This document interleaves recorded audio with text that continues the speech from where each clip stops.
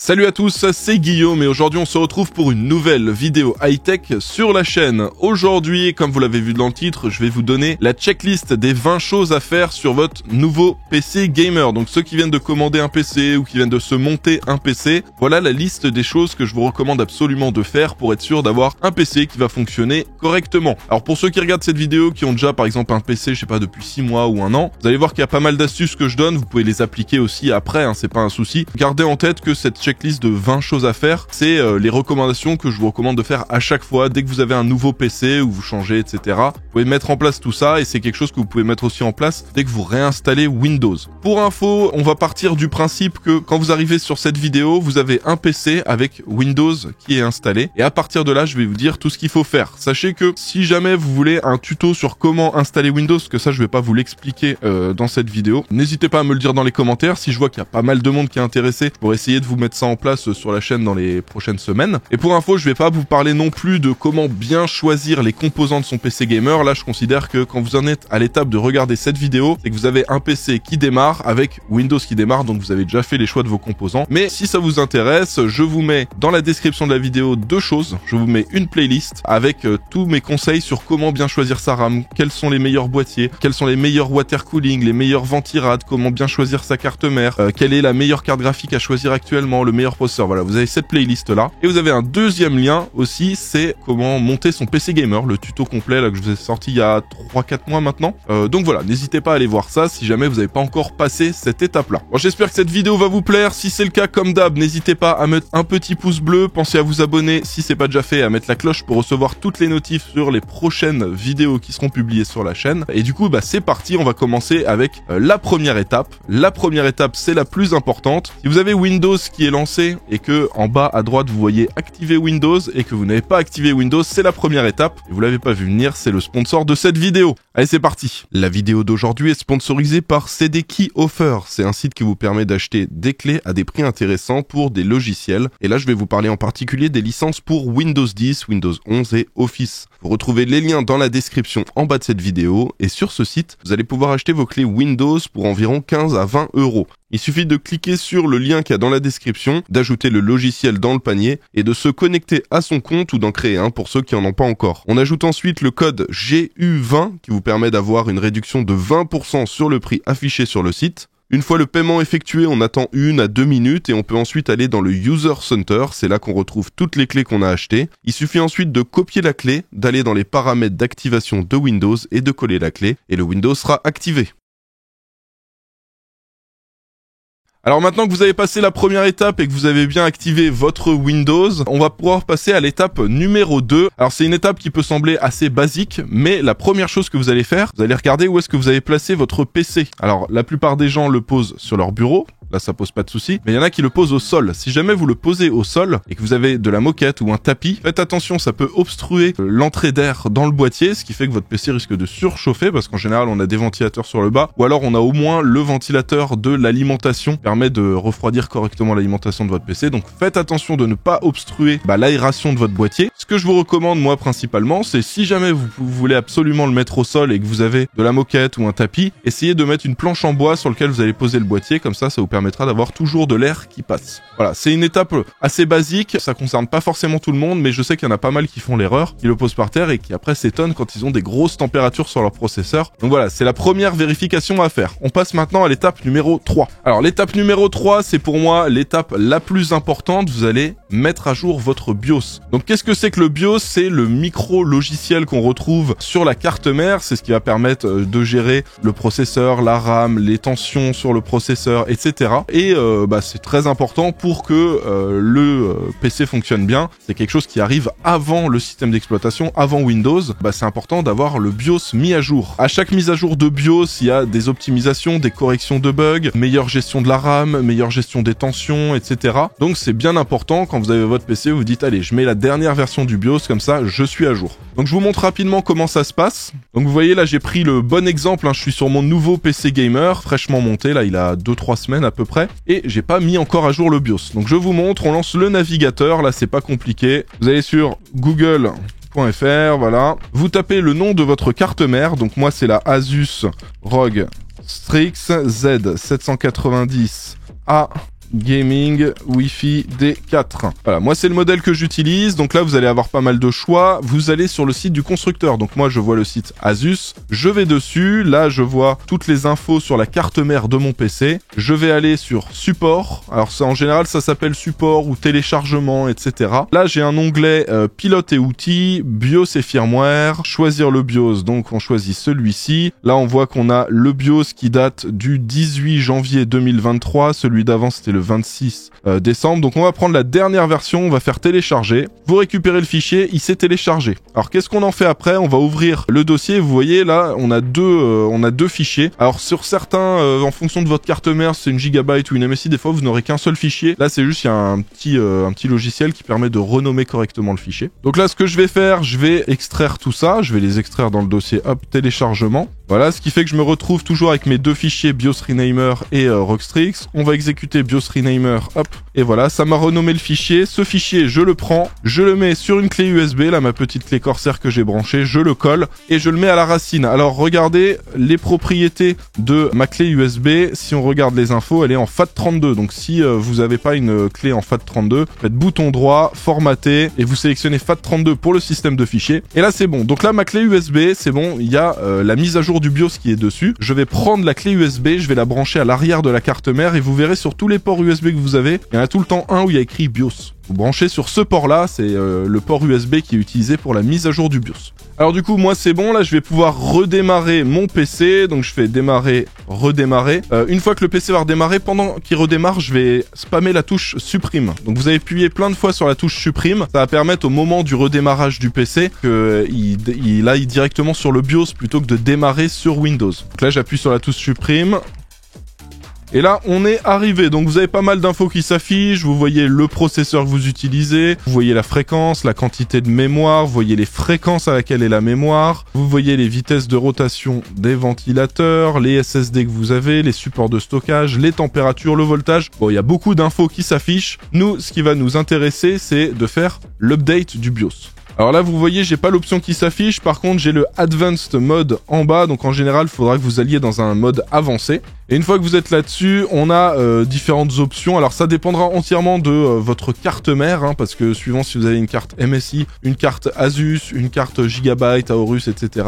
ou NZXT, ce sera pas la même manipulation. Sachez que Jikfio a fait des petits tutos comment mettre à jour son BIOS, donc si jamais vous n'êtes pas sur une carte mère Asus, n'hésitez pas à aller voir ce que lui propose. Donc là, moi je vais aller dans Tools, je vais aller dans Asus Easy Flash Utility 3. Je vais sélectionner la clé USB, donc c'est celle-là, FS0. Là, il me met juste un petit message d'alerte. Je lui dis oui, ok, je lis le fichier Easy Flash et il va me donner les infos sur l'update du BIOS. Donc vous voyez que là, la version que j'ai téléchargée, c'est la version 0.8.12. La version que j'avais avant, c'était la 0.2.19. Donc vous voyez, il y a beaucoup de retard. Je lui dis vas-y, mets à jour. Et là, attention, ne touchez plus à rien. N'éteignez surtout pas le PC, ne faites rien. C'est un moment un peu crucial. Si jamais le PC redémarre, si vous avez une coupure de courant à ce moment-là, ça peut détériorer la carte mère, ça peut créer vraiment des gros soucis. Donc s'il y a bien une chose à ne pas faire, là, c'est faut surtout pas toucher, faut surtout pas éteindre le PC. Le PC va très certainement redémarrer. Une fois qu'il aura terminé, il va redémarrer plusieurs fois aussi. Pareil, vous ne touchez à rien, vous le laissez faire, même si ça prend 15-20 minutes. Ça peut prendre un petit peu de temps parfois de faire la mise à jour du BIOS. Et une fois que c'est fait, une fois que ça redémarre, que vous êtes sur Windows, là, vous êtes tranquille, vous savez que tout est mis à jour.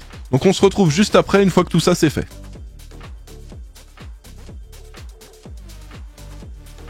Alors là, l'update c'est terminé, le PC est en train de redémarrer, il va peut-être faire 1, 2, 3 redémarrages. C'est possible que ça arrive, c'est comme quand on branche et qu'on allume pour la première fois un PC avec une nouvelle carte mère, des fois il redémarre plusieurs fois. Donc c'est normal, on attend que Windows démarre, et une fois que c'est fait, on passe à l'étape suivante.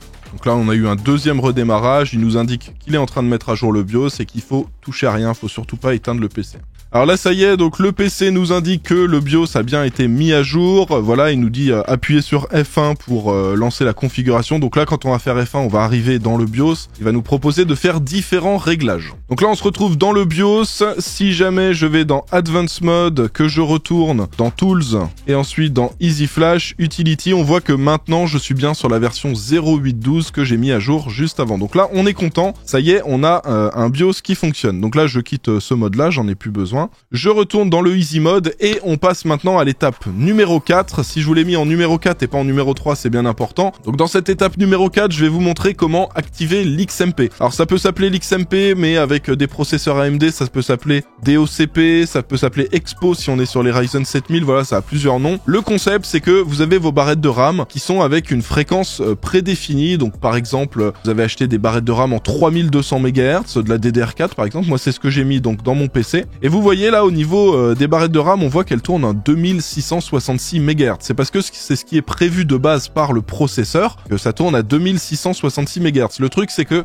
on veut que ces barrettes de RAM, elles tournent à leur plein potentiel et donc elles tournent à 3200 MHz. Donc là, vous voyez, j'ai une petite option XMP qui peut aussi s'appeler DOCP, Expo, voilà, et vous avez ça sur toutes les cartes mères. Et donc là, on va l'activer. Donc là, je fais Enable. Donc on voit qu'il va me faire tourner ma RAM à une vitesse un peu plus élevée. Donc là, ce que je vais faire Save and Exit, donc c'est le F10. On voit qu'il m'a ajouté toutes les configurations pour activer justement l'XMP sur ma RAM, et du coup, ça va redémarrer le PC, et on va spammer la touche Supr pour retourner dans le BIOS une fois que le PC redémarre, pour vérifier que ça fonctionne correctement. Alors voilà, ça y est, donc maintenant on voit juste en dessous de l'info là de mon processeur, on voit que j'ai 32 Go de RAM et qu'elle tourne à 3600 MHz, donc c'est pas 3200, c'est du 3600 que j'ai mis dedans. Et donc voilà, donc ça y est, l'XMP est activé, ça fonctionne. Alors pourquoi je vous ai fait faire ça à l'étape numéro 4 et pas à l'étape numéro 3? Le truc, c'est que quand on a fait la mise à jour du BIOS, donc ça met à jour le micro-logiciel de la carte mère, et parmi cette mise à jour, il y a aussi tout un tas d'infos pour optimiser la gestion de la RAM. Si on active l'XMP, ça se trouve, avec l'ancienne version du BIOS, ça aurait pu créer des crashs parce que l'ancienne version du BIOS de la carte mère n'arrivait pas bien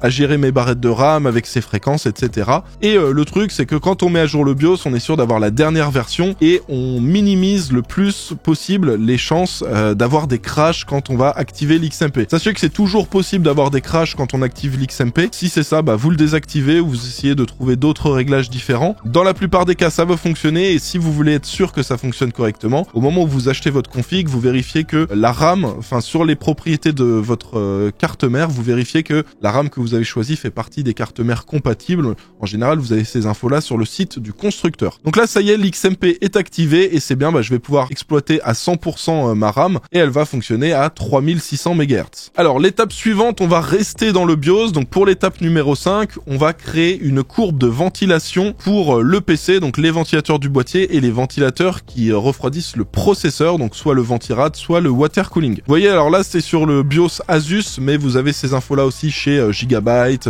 chez NZXT, chez MSI, c'est juste que l'affichage est un peu différent. Là, vous voyez, j'ai QFan Control en bas, donc je vais cliquer dessus sur QFan Control et ça va me permettre de régler la courbe de ventilation des différents ports que j'ai sur ma carte mère. Vous savez, quand vous branchez votre Ventirad ou votre water cooling, vous le branchez sur CPU fan, CHA fan, IO pompe, etc. Et ça, c'est cool parce que ça vous permet en gros de dire, bah si mon processeur il est à 30 degrés, je veux que la ventilation tourne à 20%. S'il dépasse les 40 degrés, je veux que la ventilation tourne à 50%. Donc ça va dépendre entièrement, les réglages que vous allez mettre, la courbe de ventilation que vous allez faire, ça va entièrement dépendre de si vous voulez que votre PC soit bruyant mais refroidisse bien, si vous voulez que il soit silencieux. Donc là, ça va être la courbe que vous allez gérer. Vous avez des courbes qui sont prévues de base. Vous voyez que j'ai même des petits presets. Là, j'ai le preset standard, j'ai le preset silencieux. Vous voyez, il attend qu'on atteigne les 30 degrés pour commencer vraiment à augmenter. Il y a le mode turbo où là, dès le début, ça va augmenter. Et voilà, donc c'est à vous de choisir et ensuite d'appliquer. Là, il y a le full speed. Vous voyez, la ventilation se met à tourner à fond. Donc voilà, à vous de voir qu'est-ce qui vous intéresse le plus. Et vous avez un petit mode manuel, bien sûr. Vous allez pouvoir définir les points comme vous voulez. Vous voyez, là, si je veux, je peux dire, bon, bah, tant que ça dépasse pas les 55 degrés,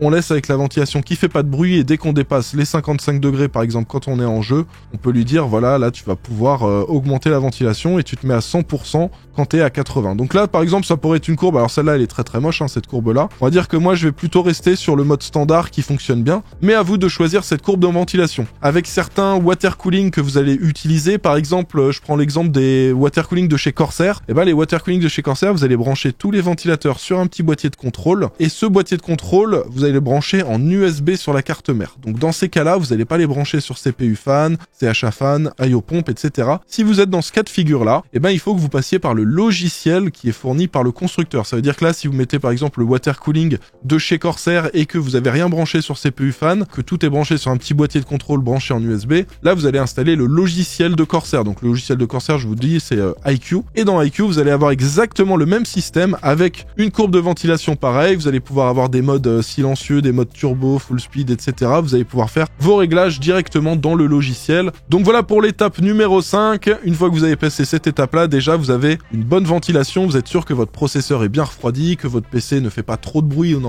fait suffisamment de bruit pour bien refroidir le PC. Et déjà vous avez quelque chose de safe. Une fois qu'on a fait ça, maintenant on va save and exit, on va redémarrer le PC et on va retourner sur Windows pour l'étape numéro 6. Alors là, étape numéro 6, donc Windows a redémarré, on va relancer le navigateur.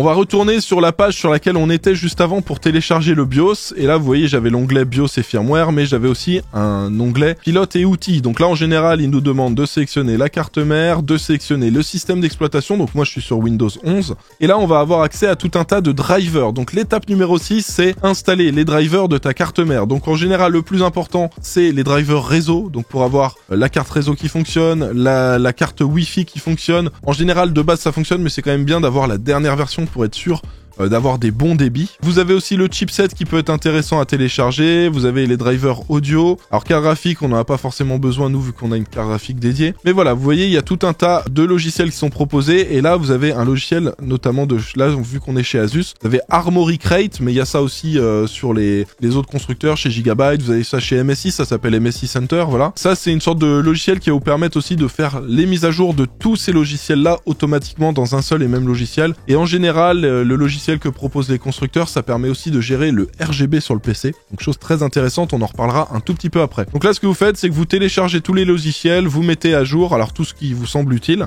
vous mettez à jour, vous mettez les dernières versions et vous êtes sûr d'avoir quelque chose d'à jour et d'avoir tous les pilotes qui vont bien fonctionner pour votre PC. Alors une fois que l'étape numéro 6 est passée, que vous avez installé tous vos drivers, on passe à l'étape numéro 7 et on va encore installer des drivers, mais cette fois-ci ce sera les drivers pour le pilote graphique. Alors on retourne sur Google, si jamais vous avez une carte graphique Nvidia, vous tapez pilote Nvidia, vous allez arriver sur le site officiel d'Nvidia avec la page des pilotes, et à ce moment-là on va vous permettre de choisir le pilote que vous voulez. Donc moi c'est une GeForce RTX 4000, alors notebook c'est pour les PC portables, ça c'est pour les PC fixes, donc moi c'est une 4090, je suis sur Windows 11, je veux le pilote gaming, je fais rechercher, et ensuite je fais télécharger. Donc là, ça va télécharger le logiciel que vous allez pouvoir ouvrir ensuite. Si jamais vous êtes chez AMD, vous tapez AMD Radeon Software et là, vous allez avoir pilote et support. Vous cliquez dessus. Vous allez pouvoir choisir le pilote graphique pour la carte que vous voulez. Par exemple, si vous avez une RX 7900 XTX, vous faites soumettre. Vous téléchargez pour le système d'exploitation que vous voulez avec la version que vous voulez. Donc là, ce sera Adrenaline Edition.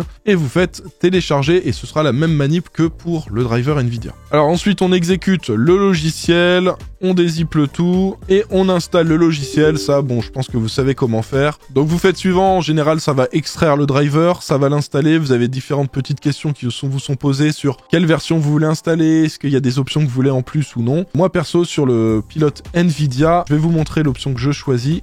Donc moi je prends pas de GeForce Experience, je prends uniquement le pilote Nvidia pour que ce soit le plus léger pour la config. Et ensuite dans personnaliser vous avez différentes petites options si vous voulez rajouter ou supprimer des choses. Moi je vais laisser les deux, effectuer une nouvelle installation et ensuite on fait suivant. Et voilà, ça va s'installer. Alors ne vous étonnez pas, vous allez peut-être avoir l'écran qui va clignoter, vous allez peut-être avoir la résolution, la définition de votre écran qui va changer. Mais voilà, une fois que ce sera fait, vous aurez les dernières versions des pilotes pour votre carte graphique. Alors ça y est, le pilote est installé, on peut fermer le logiciel et on passe maintenant à l'étape numéro 8. On va faire une courbe de ventilation pour la carte graphique. Alors, pour ça, on va utiliser un logiciel qui s'appelle MSI Afterburner. Donc vous cherchez MSI Afterburner sur Google, vous allez vous retrouver sur le site de MSI. Hein. Faites attention, il y en a qui créent des faux sites avec des faux logiciels MSI Afterburner. Ne vous faites pas avoir. Alors une fois que vous avez installé MSI Afterburner, vous allez cliquer sur la petite roue crantée à ce niveau-là. Vous allez arriver dans les options de MSI Afterburner et vous aurez un onglet ventilateur. Si jamais vous n'avez pas cet onglet ventilateur, redémarrez le PC. Des fois, ça peut ne pas s'afficher. Moi, c'est ce que ça m'a fait juste avant. Là, vous allez cocher activer le mode utilisateur pour le contrôle automatique des ventilateurs. Donc là, vous avez de base une courbe de ventilation qui est proposée. À vous de voir si vous voulez que votre carte soit bien refroidie, mais qu'elle soit un peu plus bruyante. Donc là, on a une courbe qui est vraiment de base pensée. C'est vraiment quelque chose qu'on a par défaut. Moi, en général, ce que j'aime bien, c'est augmenter un petit peu. Dès qu'on passe, vous voyez les 70 degrés, commencer tout de suite à faire augmenter la vitesse de rotation des ventilateurs, parce que ça veut dire que la carte commence à chauffer. Et en général, à ce moment-là, on est en jeu, donc c'est pas bien grave si ça fait du bruit, parce qu'on a le casque sur les oreilles. Donc moi, c'est une courbe qui me semble intéressante comme ça. Vous pouvez faire votre petite modif. Une fois que vous avez fini, vous cliquez sur appliquer juste en bas, vous faites OK, et voilà, vous avez votre courbe de ventilation optimisée pour votre carte graphique. Alors étape numéro 9, vous allez installer un petit logiciel qui vous donnera plein d'infos intéressantes sur votre PC. Alors il y en a plusieurs, vous avez HW Monitor, HW Info, vous avez Core Temp. Moi, celui que je vous recommande, c'est HW Info 64, vous voyez, c'est celui que j'exécute actuellement. Une fois que vous le lancez, vous voyez qu'il y a tout un tas d'informations qui s'affichent. Vous avez les infos sur la carte mère, sur le processeur, vous avez les températures, les voltages. Il y a vraiment tout qui s'affiche, même pour la carte mère, pour la carte graphique. Et ça vous permet de monitorer tout ça. Donc essayez de prendre des petites notes, vous regardez un peu les températures que vous avez sur vos composants, que ce soit là au repos ou aussi quand vous lancez un jeu, vous laissez le logiciel tourner et il va vous montrer le maximum auquel est monté vos composants. Et à partir de ça, vous allez pouvoir retravailler un petit peu la courbe de ventilation que vous avez fait dans le BIOS pour le processeur et dans MSI Afterburner pour la carte graphique, histoire d'avoir quelque chose de correct. Moi, je vous conseille de faire en sorte que la carte graphique monte pas au-delà des 70-80 degrés, voilà. Et le processeur, évitez de monter au-delà des 80-90 degrés. Donc ce logiciel, il est intéressant et vous pouvez le lancer au démarrage de Windows, comme ça, de temps en temps, vous pouvez regarder jusqu'où est montée votre carte graphique ou votre processeur. Ça vous permet d'avoir des petites alertes si vous voyez des températures anormales, plus élevées que d'habitude. Peut-être que vous devez changer votre pâte thermique parce qu'elle est trop vieille. Peut-être que vous avez un souci sur votre water cooling, sur votre pompe. Peut-être qu'il y a quelque chose qui fonctionne plus et ça permet d'avoir des infos fiables sur le monitoring et sur les températures qu'on a de ces composants. Alors pour l'étape suivante, on retourne sur la page de la carte mère et là vous allez télécharger le gros logiciel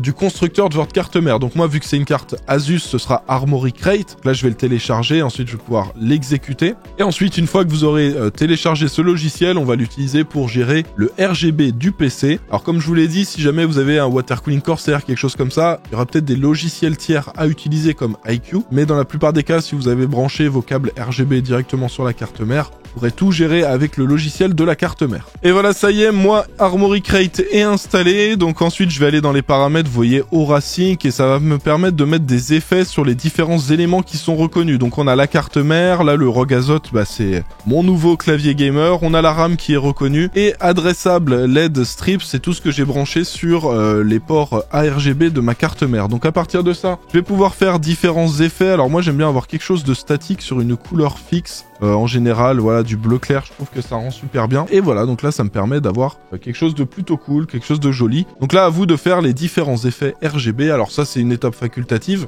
mais c'est toujours intéressant quand on a du RGB dans sa config de tout paramétrer pour avoir quelque chose de personnalisé. On passe maintenant à l'étape numéro 11. L'étape numéro 11, ça va être vérifier s'il y a des mises à jour Windows. Donc là, vous allez appuyer sur la touche démarrer. Vous allez taper Windows Update, ou vous pouvez taper juste Update carrément. Donc là vous arrivez sur les paramètres, vous voyez que là il y a des fois il va vous dire on a des mises à jour, ou sinon s'il vous dit rien vous pouvez faire rechercher des mises à jour. Et à partir de là pendant 1 ou 2 minutes il va rechercher s'il y a des nouvelles mises à jour, il va vous faire un petit résumé à la fin pour vous dire si il y a des choses à mettre à jour et à installer. S'il y en a, vous les mettez à jour et ensuite vous faites un petit redémarrage de Windows. Donc là je vois par exemple que j'ai une mise à jour, je vais cliquer sur télécharger et installer, je l'installe et ensuite je redémarre Windows.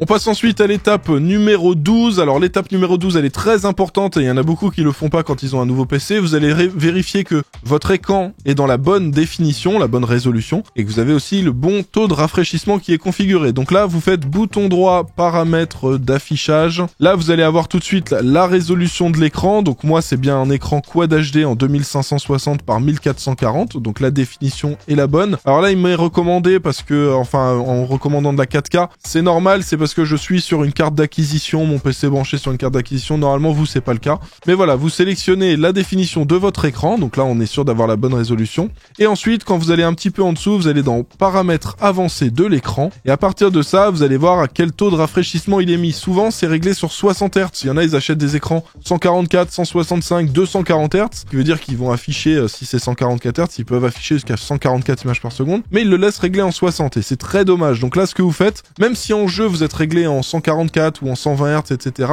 si vous l'avez pas réglé là avec la bonne fréquence, vous ne pourrez pas profiter du taux de rafraîchissement élevé de votre écran. Donc moi, c'est 120 Hz qu'il faut que je sélectionne, donc je sélectionne le maximum, et maintenant, je suis sûr d'avoir quelque chose de très très fluide. Pour l'étape suivante, on va régler les paramètres d'alimentation du PC. Donc là, on va faire alimentation après avoir cliqué sur démarrer, et là, on va faire modifier le mode de gestion d'alimentation. Donc quand vous allez arriver là-dessus, déjà, moi, ce que je fais à chaque fois, c'est que je désactive l'extinction de l'écran et la mise en veille. Bon, moi, c'est mes préférences, que j'aime pas quand l'écran s'éteint, quand le PC s'éteint. Quand il s'éteint, c'est quand je lui demande. Bon, ça, vous n'êtes pas obligé de le faire, vous pouvez enregistrer. Et ensuite, une fois que vous enregistrez, vous voyez qu'il y a différents modes d'alimentation. Donc de base, en général, vous êtes sur utilisation normale. Nous, ce qu'on va faire, c'est qu'on va mettre performance élevée. Là, on va dire au PC, donne un maximum de courant à la carte graphique, au processeur, voilà, pour que tout fonctionne dans les meilleures performances possibles. Alors, c'est pas forcément le meilleur choix à faire si vous êtes sur un PC portable. Sur un PC portable, c'est peut-être bien de mettre en utilisation normale, voire quand vous êtes en déplacement sur la batterie, de mettre sur économie d'énergie. Mais de manière générale, si vous avez un PC fixe, moi, je vous recommande de le mettre sur performance élevée. On passe maintenant à la 14e étape. On va désactiver et désinstaller tous les bloatware. Donc, pour ceux qui savent pas ce que c'est un bloatware, c'est des logiciels qui sont préinstallés dans Windows, ou même des fois quand on achète des PC prémontés, par exemple, je sais pas, un PC Acer, un PC HP, il y a tout un tas de logiciels encore en plus qui sont préinstallés, on n'en a pas besoin. Vous avez Candy Crush Saga, des choses comme ça qui sont préinstallées, on n'en a pas besoin, c'est des choses qui sont installées, qui prennent de la place, qui peuvent se lancer des fois en background suivant pour certains logiciels. On n'en veut pas et le but, ça va être de les supprimer. Donc là, vous faites démarrer, vous tapez désinstaller, et là, ça va vous proposer ajouter ou supprimer des programmes. Vous ouvrez, et là, vous allez avoir la liste de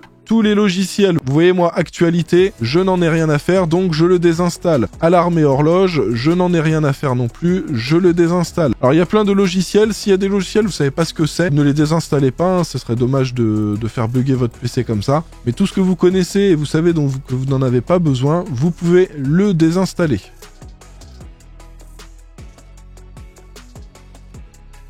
On passe maintenant à la 15e étape. Là, on va aller dans les paramètres de confidentialité de Windows pour faire en sorte de ne pas être traqué. Donc là, vous tapez confidentialité. Là, ça va vous proposer paramètres de confidentialité. Vous arrivez là-dessus. Et là, vous avez différentes options. Alors, vous avez autorisé des applications à utiliser mon identifiant de publicité pour m'afficher des publicités. Vous le laissez sur désactiver. Permettre au site web d'accéder à ma liste de langues pour afficher du contenu localement pertinent. Ça, vous pouvez le laisser. Permettre à Windows d'améliorer les résultats de démarrage et de recherche en effectuant le suivi des lancements d'applications, on le désactive, et me montrer des contenus suggérés dans l'application paramètres. Ça aussi, on le désactive, on n'en a pas besoin, et voilà, au final, ça nous apporte pas grand-chose, à part le fait que Microsoft peut nous mettre des publicités beaucoup plus ciblées. Vous avez une autre petite option sur la gauche, vous allez aller sur personnalisation, ensuite vous allez cliquer sur démarrer, et là vous allez avoir différentes options. Et là, ce que vous allez désactiver, c'est cette petite option, afficher des éléments récemment ouverts dans démarrer, les listes de raccourcis et l'explorateur de fichiers, donc ça aussi, on peut le désactiver.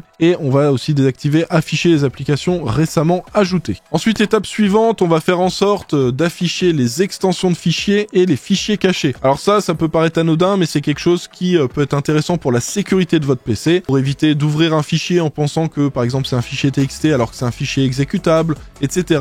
Ça rentre dans la catégorie sécurité pour se protéger contre des attaques, des virus, des choses comme ça. Donc ça, c'est pas du tout compliqué. Regardez, je vous montre comment on fait. Donc là, vous allez dans l'explorateur de fichiers, vous cliquez sur afficher, vous allez dans l'onglet afficher juste en dessous, et là, vous avez extension de nom de fichier et éléments masqués. Donc là, on coche éléments masqués, et ensuite on coche extension de nom de fichier, et à partir de là, même si vous avez un fichier caché ou si vous avez un exécutable, je vous montre par exemple les différents logiciels que j'ai téléchargés, vous avez .zip, .exe, et vous savez exactement quel type de fichier vous avez. Ça évite de vous faire avoir. Alors l'étape suivante, on va installer un bloqueur de pub. Donc moi, celui que je vous recommande, c'est uBlock Origin, que j'utilise moi pour Google Chrome. Alors là, bon là, je suis pas sur Google Chrome, mais vous voyez, donc c'est celui-ci avec ce logo, ça fonctionne super bien. Alors pourquoi je vous recommande d'installer un bloqueur de pub? C'est pas en vrai pour bloquer les publicités sur les sites web, sur YouTube, sur tout ça. C'est avant tout pour éviter que vous cliquiez par mégarde sur une pub douteuse sur un site. On a même des sites d'actualité aujourd'hui qui affichent des pubs. Ça mène vers des sites sur lesquels il faut surtout pas aller parce que ils sont infectés, on peut télécharger des virus, des choses comme ça.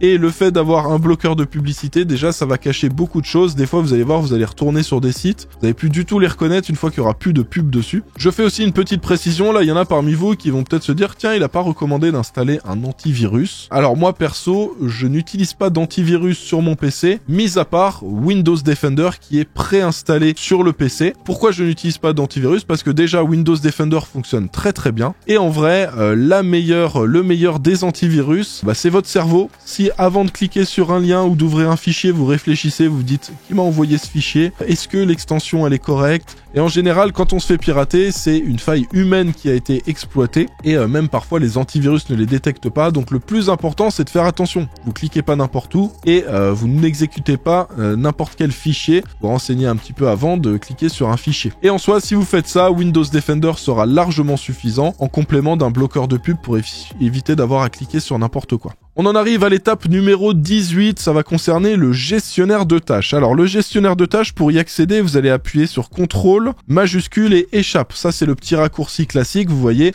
Vous pouvez aussi faire bouton droit gestionnaire de tâches sur la barre démarrer. Et ce gestionnaire de tâches, ça va vous afficher tout un tas d'infos. Vous allez voir les processus lancés, vous allez voir les infos par exemple sur votre carte graphique, sur votre processeur, etc.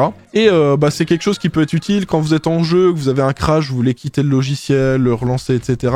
C'est toujours intéressant de faire bouton droit, fin de tâche. Le souci, c'est que ça s'affiche pas forcément au premier plan. Donc des fois, on a le jeu qui est buggé, on lance le gestionnaire de tâches et il s'affiche derrière et on peut pas quitter. On est obligé de redémarrer le PC, c'est embêtant. Donc là, une fois que vous êtes sur le gestionnaire de tâches, pour faire en sorte qu'il s'affiche toujours au premier plan, vous allez cliquer sur la petite roue crantée là pour les paramètres et vous allez cocher toujours en premier plan. Comme ça, vous êtes sûr, dès que vous faites contrôle majuscule échappe, vous êtes sûr à chaque fois que ça va s'afficher au premier plan. Une fois que toutes ces étapes sont faites, on va passer à l'étape numéro 19. Alors là, on va désactiver les logiciels inutiles au démarrage. Vous tapez démarrage et dans les options, vous avez application de démarrage. Quand vous cliquez dessus, vous voyez toutes les applications qui se lancent au démarrage. Vous voyez que Microsoft Edge, j'ai pas besoin qu'il se lance. OneDrive non plus, Microsoft Teams non plus, Steam je le veux par contre. Le Windows Defender on va le laisser, mais vous voyez vous désactivez tout ce dont vous n'avez pas besoin et c'est tout ça de logiciel qui va pas se lancer à chaque fois au démarrage, sachant que vous n'en avez pas forcément besoin. Et enfin on en arrive à la 20e et dernière étape des choses à faire sur son nouveau PC gamer, vous allez créer un point de restauration. Alors qu'est-ce que c'est qu'un point de restauration? C'est une sorte de petite sauvegarde qui est faite automatiquement par Windows au moment où vous créez ce point de restauration et qui sauvegarde les fichiers que vous avez, les logiciels, la configuration, les réglages, etc.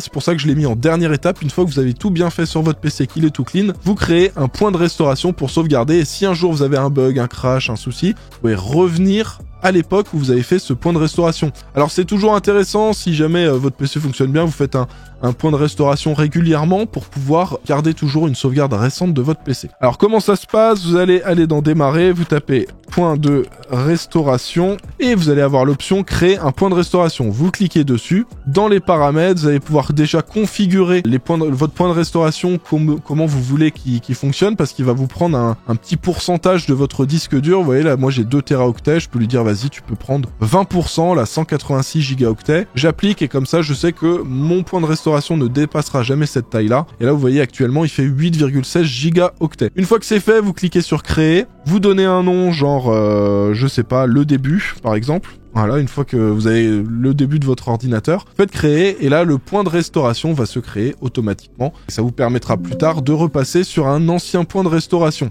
Alors si jamais vous voulez restaurer, vous faites restauration du système, vous faites choisir un point de restauration, vous avez une option, faites suivant et là vous voyez qu'on retrouve le point de restauration que j'ai créé juste là qui s'appelle le début. Et voilà pour les 20 conseils que je voulais vous donner. Si jamais vous avez des petites astuces supplémentaires que vous voulez partager avec la communauté, n'hésitez pas à le faire dans les commentaires de la vidéo juste en bas. Si la vidéo vous a été utile, n'hésitez pas à mettre un petit pouce bleu. Pensez à vous abonner si c'est pas déjà fait. On se retrouve dans quelques jours pour une nouvelle vidéo. En attendant, portez-vous bien. Je vous dis à bientôt. Ciao tout le monde!